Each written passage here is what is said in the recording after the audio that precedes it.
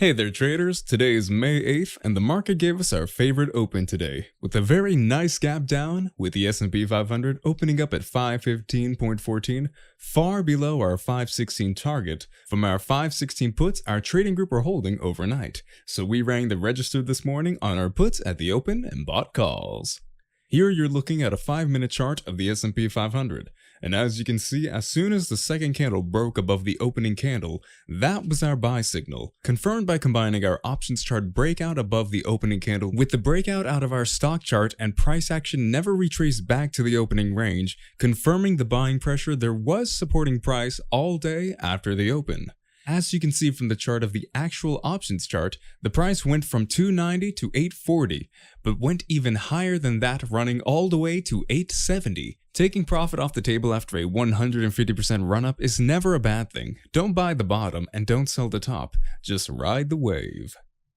As I've shared with you guys in the video over the weekend, I always put the options chart and the underlying stock chart side by side before entering a long or short position, so be sure to put that on a sticky note and tape it to the computer monitor to remind you when you're in the heat of battle. Great way to confirm a directional bias with price action. Flipping over to the daily chart of SPY, you can see I've had my bear flag drawn out for a few days now. And as soon as everyone including the taxi driver saw the bear flag, that's when SPY broke out above the upper channel top and took out all of the stops. The next day we saw some follow through, but price formed a doji candle with a red volume bar indicating distribution. Today we saw today's candlestick make a lower low and a lower high from the previous day's candle. So anytime price makes a lower high and a lower low on the daily chart, you have to consider that to be the start of a trend change. Until it isn't. So what would change that? Well, we would need to see either tomorrow's candle print a higher high and a higher low, or the next day's. If not, the trend change from up to down is in full effect until price action tells us otherwise. Should price get back inside of my bear flag that I've drawn out here, then that doesn't validate the bear flag, but it does increase the possibility of a price that may very likely want to test a lower trend line if price gets back inside there, which is typical of trendline channel dynamics. The only thing that needs to happen to validate the bear flag and trigger a higher probable measured move is price needs to break and close below the bottom trend line of the bottom channel of this bear flag. I like to buy puts on a breakdown of the trend line with a stop just above my first 5-minute candle once I enter. One candle stop losses will keep you from blowing your account. Should price break below the bottom of the lower channel, the measured move will be this. On the upside, since as of this moment, SPY is still trading above the top of the potential bear flag trend line, if price can hold above this level and if the candles print a higher high and higher low, then the odds increase of a retest of the April 9th opening price at 520.50. A close above that, and the next resistance level is the opening price of April 4th at 523.52.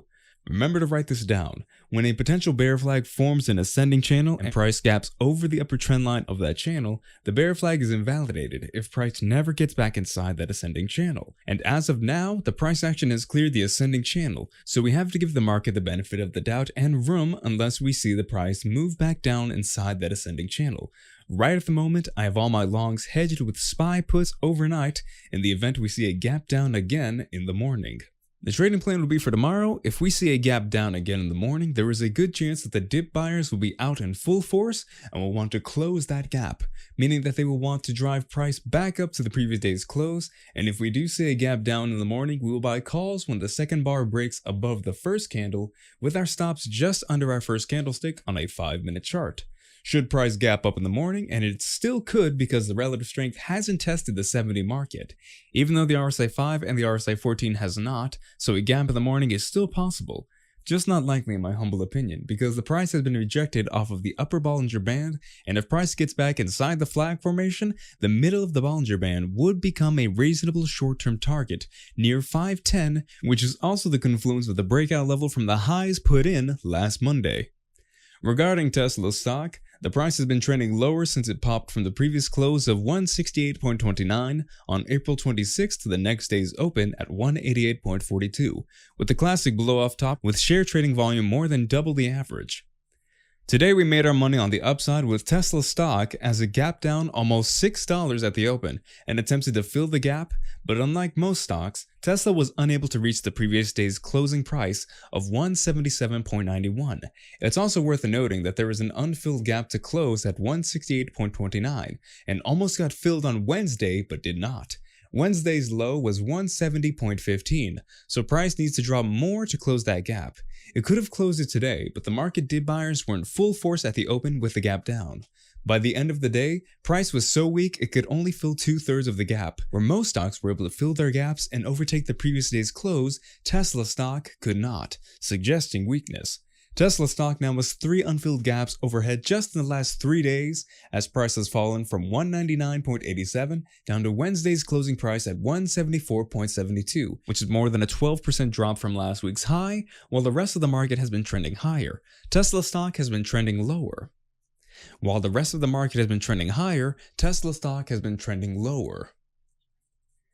So on the upside, if Tesla stock can break above 176.07, that would increase the odds of a gap fill to 178 and a confluence of Fibonacci resistance near the 179.56. On the downside, should price break below the 170.10, that would increase the odds of a gap fill to the downside at 168.29 with another open gap support to work with as support between 162.50 and 144.50. So remember guys, always combine a chart of the underlying security with a chart of the actual option that you're about to trade. Comparing these two charts will help you quantify your risk and dial in your entry.